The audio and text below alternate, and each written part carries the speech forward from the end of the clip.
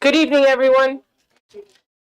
Can I please have a motion and a second to adjourn executive session and reconvene the public session? Motion. Second. All in favor? Aye. Aye. Can we please stand for the Pledge of Allegiance, followed by a moment of silence to honor our servicemen and women? I pledge allegiance to the flag of the United States of America and to the republic for which it stands, one nation, under God, indivisible, with liberty and justice for all.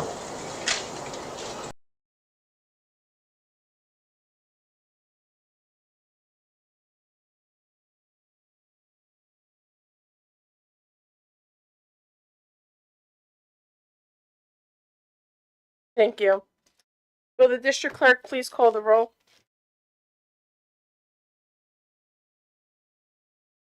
Present. Can you just hit your mic so we can hear?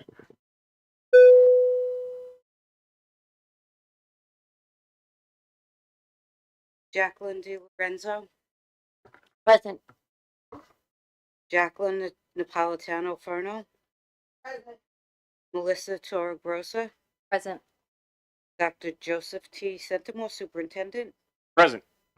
Reza Kola Hefar, Assistant Superintendent for Administration and Personnel, Robert Hauser, Assistant Superintendent of Business and Operations, Present. Christina Poppy, Assistant Superintendent for Curriculum Instruction. Present. Thank you. We will now have our public hearing, and it will be presented by Mr. Hauser.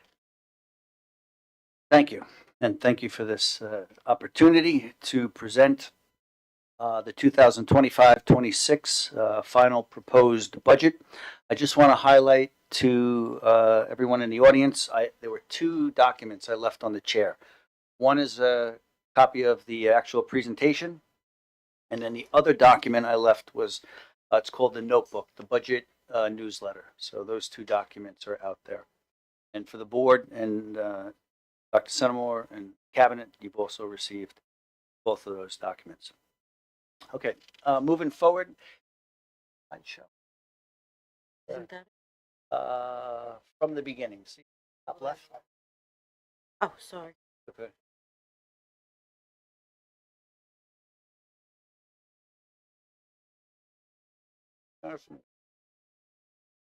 Nice, beautiful. Okay. All right. So, like I said, this is the budget hearing for the final version of the adopted budget. Next slide. Good. As we've done in each of the other 7 presentations, this is now the 8th presentation. I put up the calendar to let everyone know where we started back in January. We even started earlier than that in December. And here we are today, May 13th, for the actual public hearing. Okay. Once again, as I've done in every presentation, we put up this summary here just to give everyone an idea of a snapshot. Starting up at the top in yellow. Oh, let's come back. There you go. Thanks. Up at the top in yellow, that's the line that represents how much the district is proposing to spend, which is a 2.91% increase from the prior year. Okay, if we go down midway, the line I highlighted in blue, amount to be raised for taxes, that's estimated to be 1.34%. That's the maximum amount per the tax cap. Okay, and then down towards the bottom, the last 5 lines, I gave 5 different scenarios depending upon the assessed value of a particular residential home, how much this budget is estimated to cost a homeowner. So for example, I have cost for a home assessed at $10,000. If you carry that all the way over to the green column, you'll see that the estimated school tax would be $2,114.42. One more column over, it would cost that particular homeowner an additional $28.06 for next year's budget, which is also a 1.34% increase.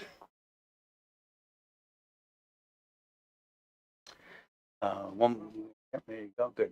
All right, so just a few budget highlights here, and I think it's very important to note that the proposed budget for next year, it maintains all the academic, all the athletic, all the extracurricular club activities, and all the services that are provided. Those are maintained. Okay. In addition, we've made a big step forward with the Universal Pre-K program to expand that program from the current 11 sections that has 190 students in it. We're going to expand that by 2 sections to a total of 226 students that will be accommodated. Next slide. Okay, the next 2 slides are just a few examples of some initiatives and programmatic gains that we've had throughout, I'll say, the current school year and hopefully moving forward. I don't know if we're going to read each one of those. Want to? Okay, thanks. Thanks, Mr. Hauser. So I'm just going to read these for the public and the audience. In 2024, Connecticut earned bronze status recognition on the AP Honor Roll and the AP Access Award. The district offers 25 AP courses. In 2025 to 26, Connecticut High School students will have expanded opportunities to pursue peer mentoring coursework and dual enrollment coursework through Suffolk County Community College. Connecticut's elementary computer science and engineering program provides enrichment for all students. These lessons are anchored in the computer science and digital fluency standards, the engineering principles, and New York's next generation science standards.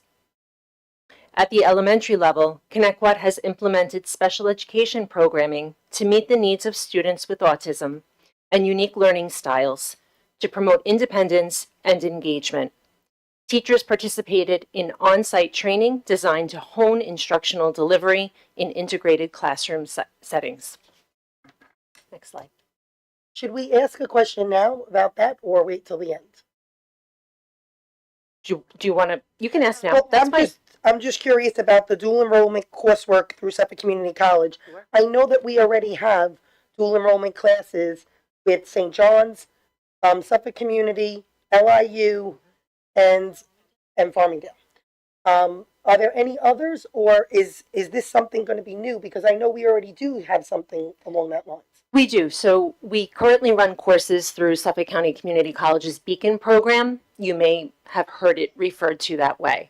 And what we are doing is looking to deepen that partnership with Suffolk County Community College. So right now we have offered some proposals to the college system to see whether or not they will support certain courses that we already offer being sort of transferred into a dual enrollment opportunity for our students. So while it wouldn't be new course offerings, the new component would be the opportunity for students to earn Suffolk credits through those particular courses.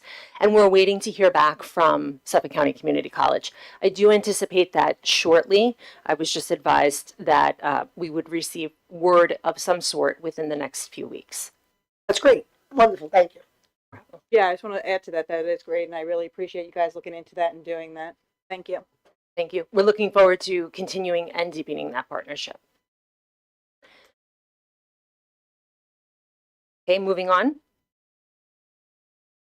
Through the Emotional Awareness and Social Learning, or EASL initiative, Connecticut strives to build a district-wide culture of connection. Monthly themes and a spotlight on Connecticut's caring leaders promote our students' and stakeholders' involvement in the overall well-being of our larger school community.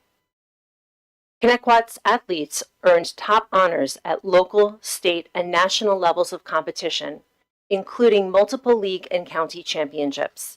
To date, 14 teams have achieved Scholar Athlete recognition in 2024-2025. Each year, Connecticut's renowned Fine and Performing Arts program showcases student talents. In 2024-2025, 131 students were chosen to perform at festivals such as Allstate, LISFA, Nissikane, and Skamia. In 2025 to 2026, Connecticut's UPK program will expand to include 2 additional sections, as Mr. Hauser mentioned. Thank you. And we just found out today, if you want to, go ahead, Ms. Poppy. So let me just pull this up so I'm sure I have the appropriate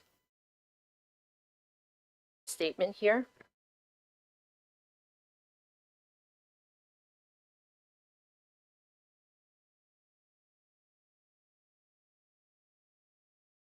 Right.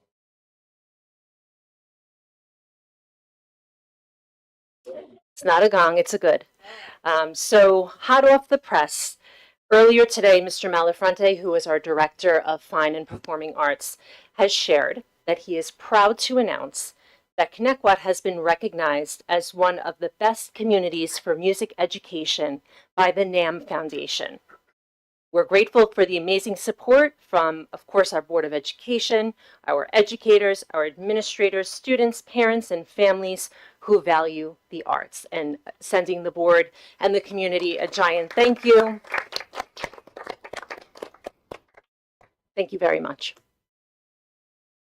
I mean, that's such an amazing honor, but not surprising at the same time, because we say it all the time when we go to the musicals and the concerts and we have such an amazing music and arts program at Connecticut. That's amazing. Kudos to Mr. Malafronte. We just went to a couple of the concerts, and then we also attended the Hall of Fame, and a bunch of all of us were at the concert at some point or another, and last week, and they did a great job. Really phenomenal. Sorry, Bob. That's quite all right. It's all good news. Okay, that's right. All right, so at the moment I am. That's right. That's right. I know where I stand. I know. Next year, I might be giving the presentation from under the table, but that's okay. So, all right. So moving along here, this slide is just giving you a snapshot of the different categories of the budget and where each of those categories falls more or less from a dollar perspective, as well as on the far right on the bottom, we broke it out into percentage increases or percentages of the budget. Next slide.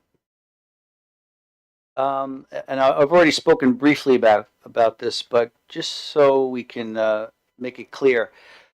So this current budget for 25-26, the proposed budget, on a home now that's assessed at $50,000. So the scenario I gave before was at a lower assessed value at $10,000. So this is bringing it up to the higher end range. The budget would cost about $11.69 per month. Okay, when I spoke about the $10,000 house, that was per year.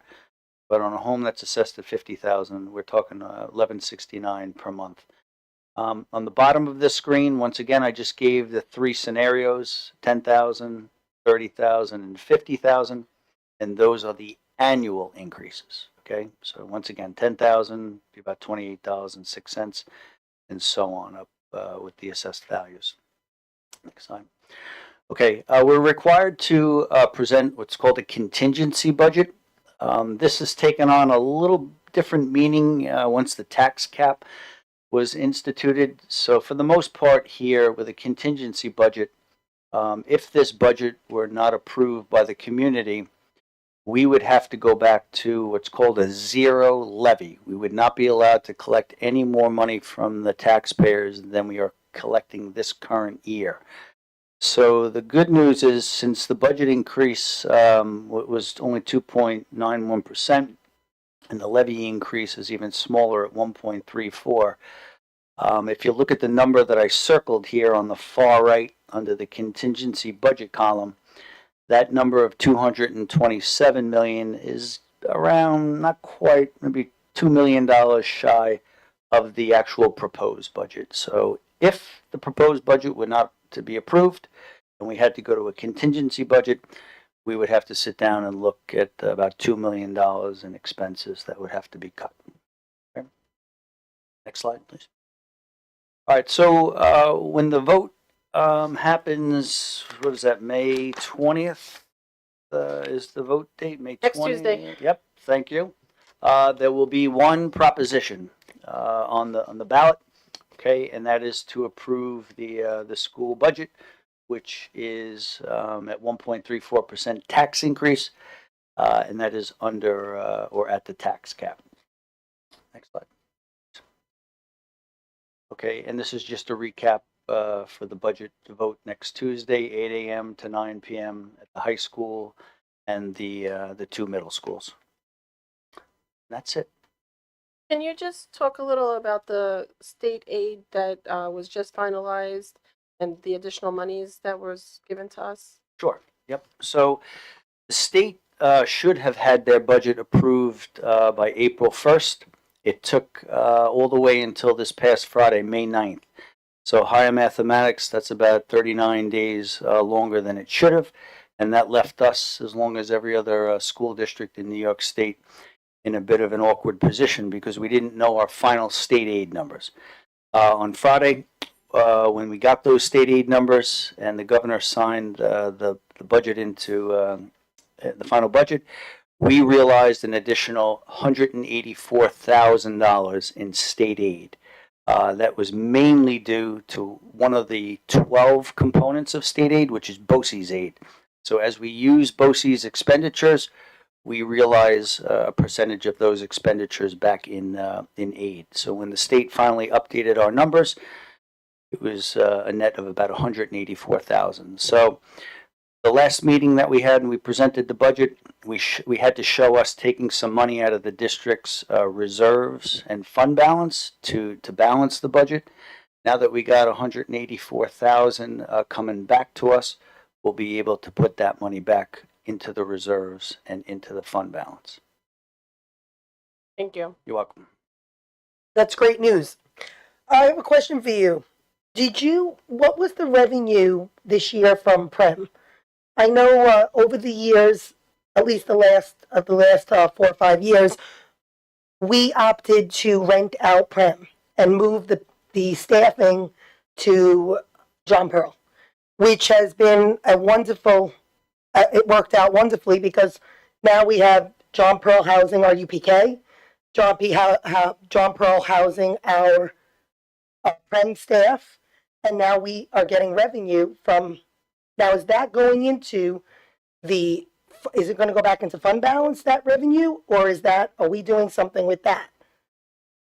So great question. So just so you know, and I'm holding the lease that we have with BOCES for Prem, the current lease.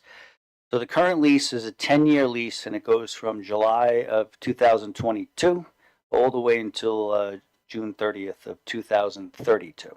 Okay. So the current school year, right now that we're in, the rent that we receive from BOCES is $474,271. Okay, and that the lease has a clause that'll increase for the most part no more than 2%. All right, in line with the tax cap. So this budget that I presented today for 25-26, it's going from $474,000 the rent all the way up to $483,750. Okay, so that is built in as part of the revenue to support the budget. That is fabulous. Thank you. I just wanted to let the community know because so many people like to, unfortunately, sometimes there's fear mongering or there's people who unfortunately don't give the truth about what's gone on in the past, and I've supported very clearly and advocated for that, knowing that now John Pearl is a school that is thriving with all the rooms being used. UPK has been fully, we have a few classes there now, 4, which is incredible, and we also have our Prem staff there, and we're making money from Prem. I think we did a fabulous job from 2020 to now 2025. 5 years, no issues. Thank you, Bob. You're welcome. Does anybody have any other questions?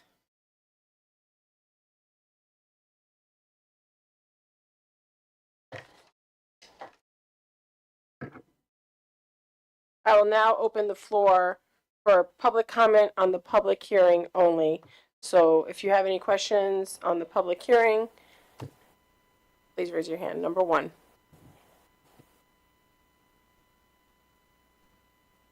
I'm sorry, you have to go to the mic because of the people at home. They can't hear.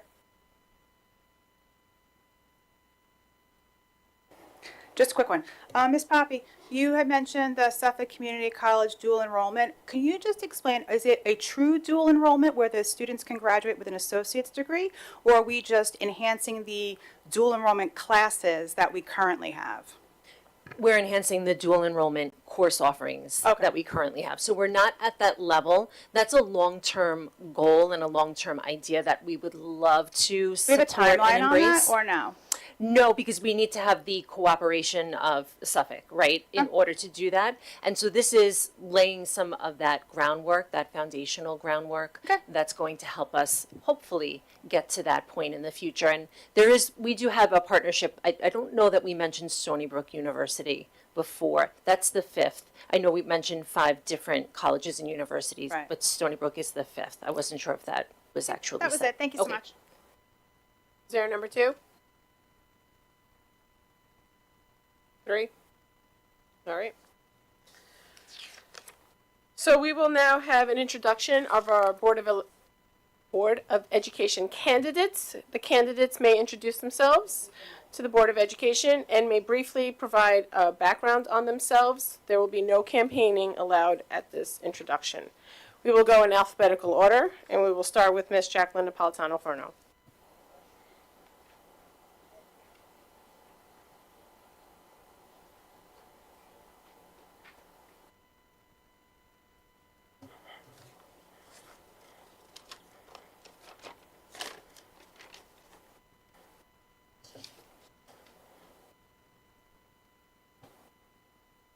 Hi, my name is Jaclyn Ferno. I am a lifelong resident of Connecticut. I live on the north side off of Cherokee Street. I am the only sitting board member who is a resident of the north side.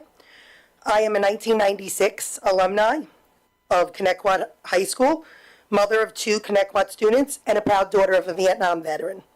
I attended Suffolk Community College, where I received my associate's degree in criminal justice.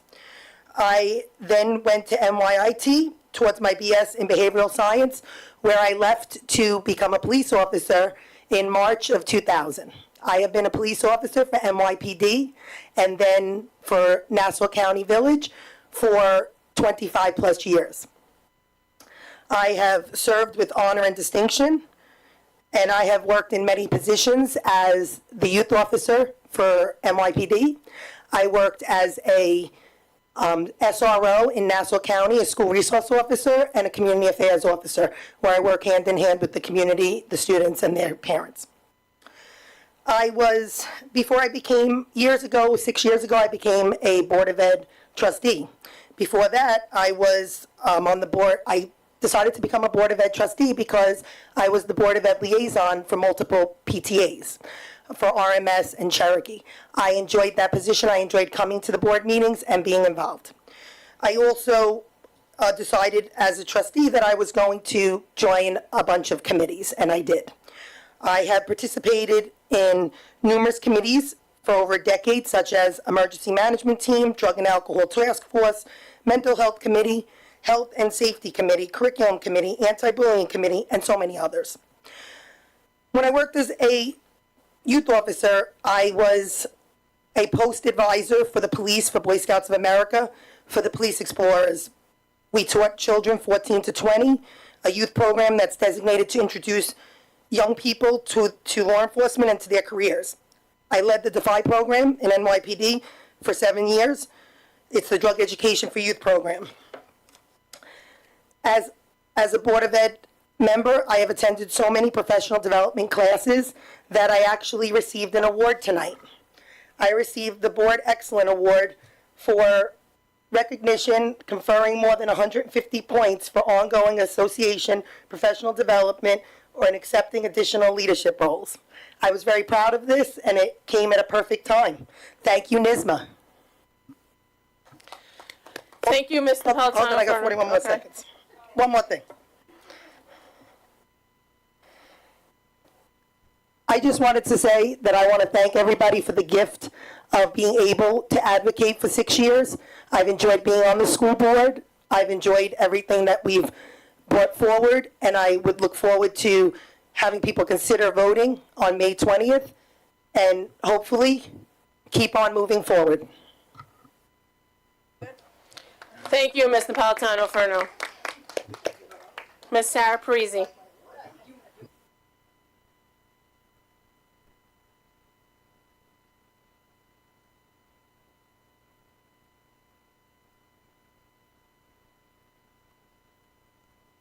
You just have to press the button on the mic. The one on the right. Better? Hi, my name's Sarah Parisi. I'm running for the Board of Education. I have lived here my whole life, 56 years, in the Connecticut community. I have 3 children. One has graduated from Connecticut. 2 are still in school. One's in 11th grade, one is 12, and in 7th grade at OBMS. My professional background is I'm president and founder of a technology company focused on app development and digital video ad exchanges. Deals a lot with money. You know, running for this Board of Education, I've realized a lot of things that I had forgotten from when I was on the board the last time, 20 years ago. Times have really changed since then. One being a cap that is on the budget that wasn't back then. Things such as Prem, we had a handshake deal for 20 years. I just have to remind you that there can be no campaigning. Just a I brief understand background. that, but there was campaigning up on the board, up on this dais. Your introduction can have no I campaigning. I understand. I just have to maintain. Okay. Okay, thank you. There was campaigning though. So my main concern is financial stewardship along with taking care of the kids. If we have the financial stewardship, we can take care of the kids. We can have all sorts of Miss different... Parisi, I just have to ask that you give a brief background of yourself I am. without campaign. I'm sorry, but I just have to make sure the rules apply to all, and I just have to remind everybody. I am doing that. Okay. My campaign goals, okay? No, I'm sorry, you cannot campaign. Okay. You cannot. You can All right. just give a brief background of yourself. You cannot come So with I've your lived goals. here for 56 years. I was on the board before. I'd like to be on the board again. I believe I can bring unity. I think that's very important. Once again, here my whole life, was a student here. I really believe that we can move this district forward in all areas. Thank you. Thank you so much. And I want to wish both candidates best of luck. Voting is next Tuesday at, as Mr. Hauser said, Connecticut High School, Ronkonkoma Middle School, and Oakdale Bohemia Middle School. If you don't know your polling site, you can enter your address and it will give you your polling site. Can I please have a motion and a second to waive the requirements of policy 2410, including the first reading of revised policy 2245, and approve and adopt the revisions to policy 2245, ex officio student member of the Board of Education? Motion. Second. Are there any questions? So I found a few typos on the policy. I have them here for you. I could provide them after. Other than that, it looked fine to me. Are we interviewing the child or children that are going to be put forward, or is it going to be just somebody recommended? How is, The policy, the principal of the building will be picking an 11th or 12th grader, and then it will be brought to the board for approval. Do you have the typos, Marisol? I guess we'll. Yeah, so on the first sentence, believes that it is important. The first sentence. And on the next line, will designate at least one ex officio student member of the board. And on page 2, the second to last paragraph, ex officio student members may resign in writing to the district clerk. Oh, and also on page 2, ex officio student board members will be selected by the high school principal and approved by the Board of Education. Up top.